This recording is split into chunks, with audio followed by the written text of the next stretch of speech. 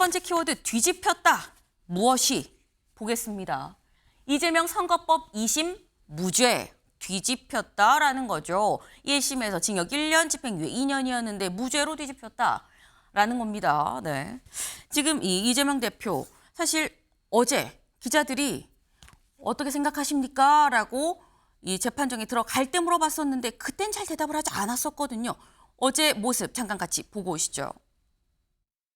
네, 대표님. 오늘 선거 한 말씀 부탁드립니다. 끝나고 가시죠. 항소 기각되면 상고도 곧바로 검토하실까요? 대통령 탄핵 심판보다 먼저 상고되는데 어떤 입장이세요?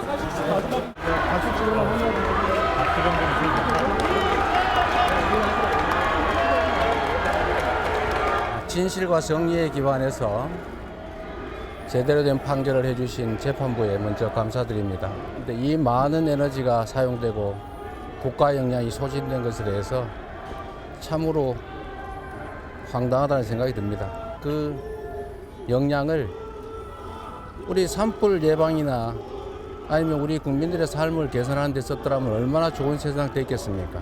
이제 검찰도 자신들의 행위를 좀 되돌아보고 더 이상 이런 공력 낭비하지 않기를 바랍니다. 사필 규정.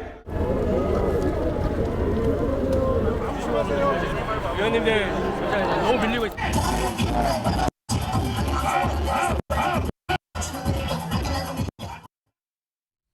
네.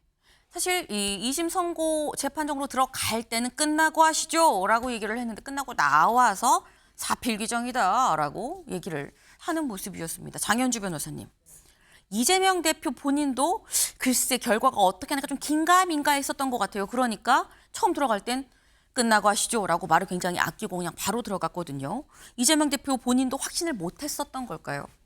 글쎄요, 뭐 당내에서는 사실 네. 무죄가 나올 가능성이 높다라는 이야기들은 그 전부터 있어 왔습니다. 네. 사실 그렇게 생각했던 이유가 1심 선고가 너무 이례적으로 형이 중했다. 그러니까 너무 가혹한 판단이었다라는 평가들이 있었기 때문에 2심에서는 그런 부분들이 바로잡혀지지 않을까라는 기대도 있었던 것으로 보이는데요. 아마 이재명 대표도 본인도 변호사 출신이기 때문에 아마 본인 사건에 대해서 가장 잘 알고 있을 겁니다. 특히나 이번 사건에서 항소심에서 이 사실관계를 뒤집고 무죄가 나올 가능성이 있다라고 예견을 했을지 모르겠지만 그렇다 하더라도 당연히 어제 그 항소심 선고는 사실상 정치적인 생명이 달라질 수 있는 굉장히 중요한 순간이었기 때문에 당연히 긴장할 수밖에 없었을 것 같아요. 그래서 들어갈 때는 좀 말을 아끼는 모습이었지만 일단 무죄 선고를 받고 나서는 그동안 못했던 말들, 특히 사필 규정이라는 한마디로 자신의 상황을 표현한 것 아닐까라고 생각됩니다. 네. 사실 이재명 대표 무죄가 나올 거라고 당내에선 전망이 있었다라고 말씀하셨는데 무죄? 사실 어제 저희도 방송을 하면서 무죄 100만 원 미만 100만 원 이상 어떤 게 나올까요? 라고 세 가지 시나리오를 사실 말씀을 드렸었는데 결국 무죄가 나왔습니다. 그럼 1심에서 유죄였던 어떤 부분이 무죄로 변한 것이냐를 좀 봐야겠죠. 다음 기사 볼까요? 2심 국토부가 협박했다는 발언 이거 허위로 보기 어렵다라고 얘기를 하면서 1심 유죄 판단을 뒤집었다라는 겁니다. 여기 좀 표를 보겠습니다.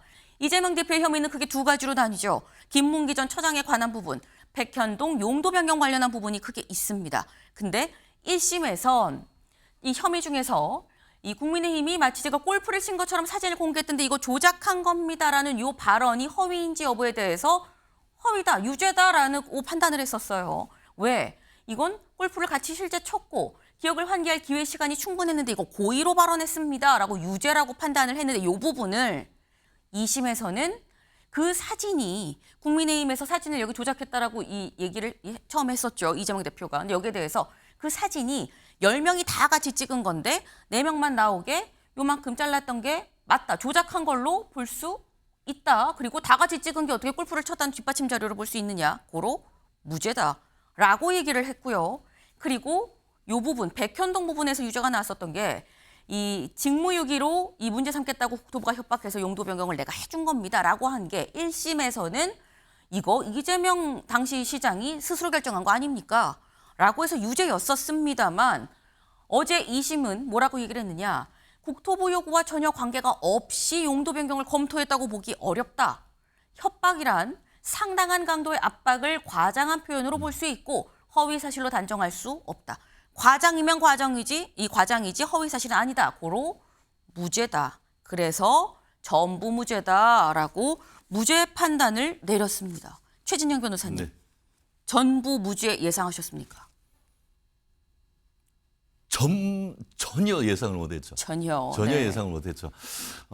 사실 전부 무죄가 아니면은 이재명 대표가 살아 돌아올 가능성이, 정치적으로 살아 돌아올 가능성이 전무했었었는데 2심에서 사실상 이재명 대표 구하기를 했다. 판결문을 저도 실시간 생방송을 통해서 들었는데 네. 거의 2심 재판부가 이재명 대표 변호인 같다라는 그런 느낌이 들었었는데요. 어제 같은 경우에는 한마디로 표현을 한다고 하면은 공직선거법상 허위사실 공표죄 사망선고일이다. 이렇게 지금 평가하고 싶습니다. 실질적으로 이와 같은 것이 이재명 대표가 아닌 다른 정치인이 했다고 하면은 거의 100% 가까이 유죄가 나왔을 겁니다. 그것이 1심 판결의 상식적인 선이고 1심 판결 같은 경우에는 이 그 허위사실인지 여부에 대한 기준을 뭐 고담 줄론을 하는 판사 기준이 아니고 일반 유권자들을 기준으로 한다라고 하면서 일반 유권자들이 그 맥락을 봤을 때는 골프를 쳤다라는 것을 부인하는 그런 취지라고 하면은 그것은 유죄인 것이고 또 거기에 협박했다고 하는 증언들이 하나도 없습니다. 그럼에도 불구하고 그걸 협박당했다라고 얘기하는 것도 결국은 거짓말을 했다라는 취지로 해서 유죄 판결을 선고하면서 벌금이 아닌 징역형을 선고를 했습니다.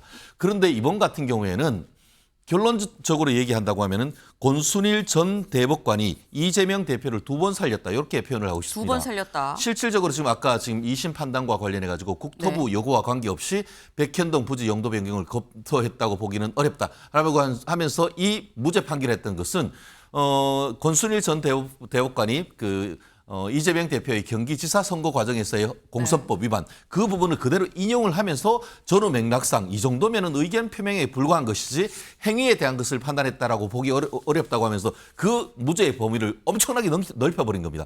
그렇기 때문에 제가 말씀드린 것처럼 이것은 공선법상 허위사실 공표죄를 사망 선고나 다름없다. 과연 그러면 다른 그 정치인들한테도 그렇게 판단할 것인지에 대해서는 의문입니다만 이 판결이 그대로 만약에 유지가 된다고 하면은 앞으로는 뭐 다가오는 4월 2일 재보궐선거도 있겠습니다만 선거는 거의 거짓말 대잔치에 문을 열어준 것이나 마찬가지이기 때문에 과연 이것이 대법원 상고심에서도 유지가 될지는 좀 더 지켜봐야 된다고 봅니다. 네. 지금 이런 표현을 쓰셨어요. 사실 어제는 공직선거법의 사망선고일이라고 봐야 된다라고 말씀을 하셨습니다. 그만큼 어제의 이 2심 선고는 상당히 좀 뭐 부적절했다, 맞지 않는 이 선고했었다라는 점을 강력하게 좀 피력을 하신 걸로 지금 보이는데 오늘 만평이 하나 나왔습니다. 만평 같이 볼까요? 어제의 선고로 인해서 이재명 대표 사실 가시밭길 떨어지면 가시밭이었다. 가시밭 구덩이 같은 거예요. 그런데 여기에서 하늘도 화창하게 변했죠. 화창한 하늘 속 쭉 다리가 놓였습니다. 재판봉으로 선거법 위반 2심 무죄. 이 길이 어떤 길이냐? 대선 가는 길이다라는 게 만평의 얘기예요. 근데 사실 어제 전면 무죄가 날 거라고 아까 약간 한 3초 정도의 침묵이 있었습니다. 최진영 변호사님. 네. 전혀 예상을 못했다라고 말씀을 하셨는데 유죄를 전망하신 분들은 왜 유죄를 전망하시냐라고 보면 대부분 1심 판단에 비춰서 1심이 중형이 나왔으니까 그보다 약해지거나 뭐 더하거나 그대로 가거나 하지 않겠어라고 1심을 좀 기준으로 판단을 하신 분들이 많아요. 그래서 그러니까 유죄가 나오긴 나오겠지라고 하셨는데 1심에서 징역형이었다가 이번에 완전히 무죄가 나왔죠. 유승민 전 의원이 SNS에 뭐라고 썼느냐 같이 볼까요? 1심은 징역형, 2심은 무죄. 이렇게 단순한 사건을 두고 1심, 2심 판결이 양극단으로 나온 걸 어느 국민이 상식적으로 납득하겠습니까?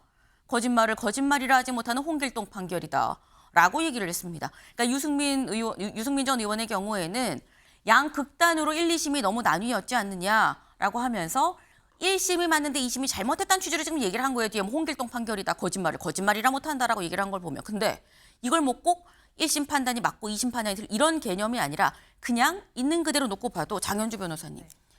1심은 징역형인데 2심은 무죄가 나오는 경우가 이게 흔한 거냐라는 거죠.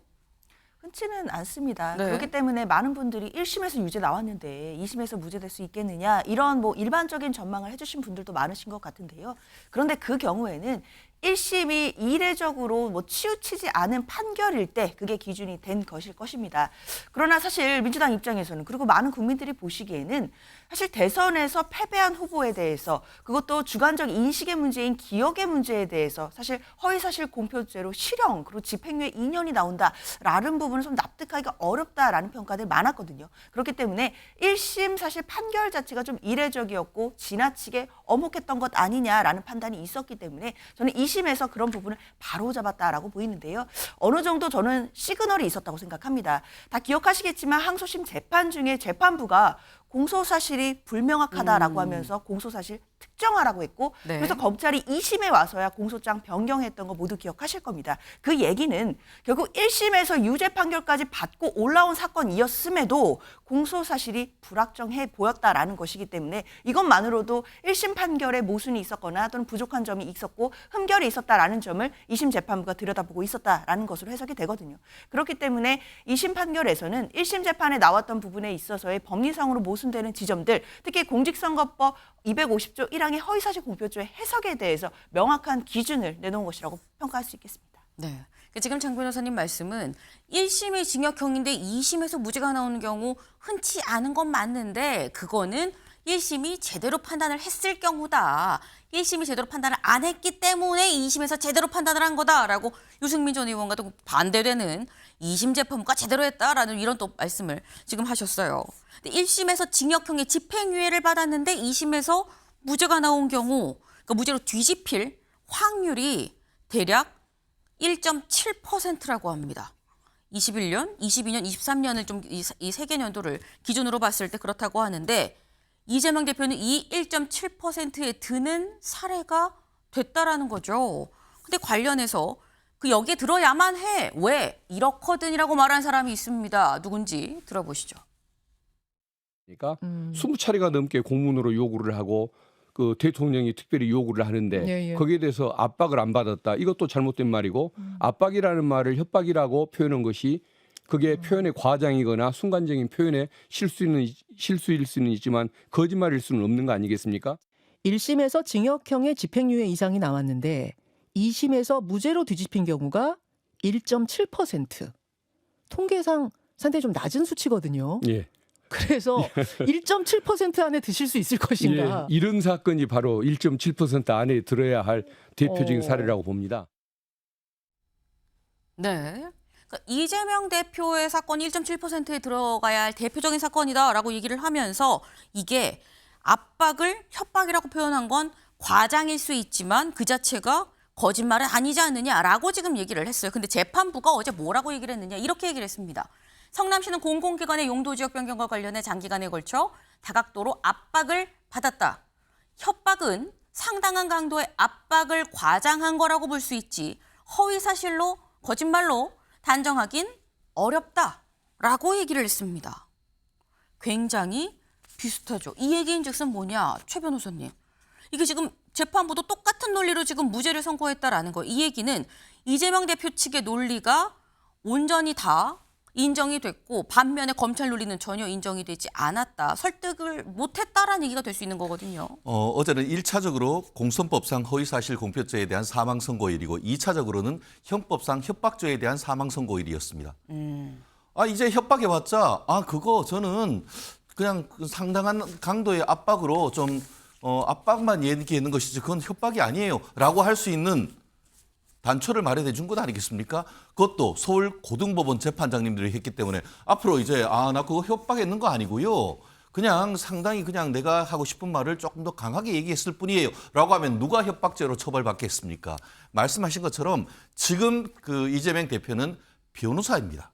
변호사라고 한다고 하면은 어떤 압박을 받았다거나 뭐 했던 부분을 한마디로 협박이다라고 표현할 수 있는 거예요. 그거를 사실에 관한 것을 평가했다고 하는 거죠. 결국 내가 사람을 죽였다라고 해서 해야 되는 것이 아니고 살인했다라고 해도 일반적으로 그냥 행위에 대한 그냥 평가적 표현을 했다고 일반적으로 지금까지 다 봐왔습니다. 그런데 내가 협박당했다라는 의미를 이분이 몰랐겠습니까?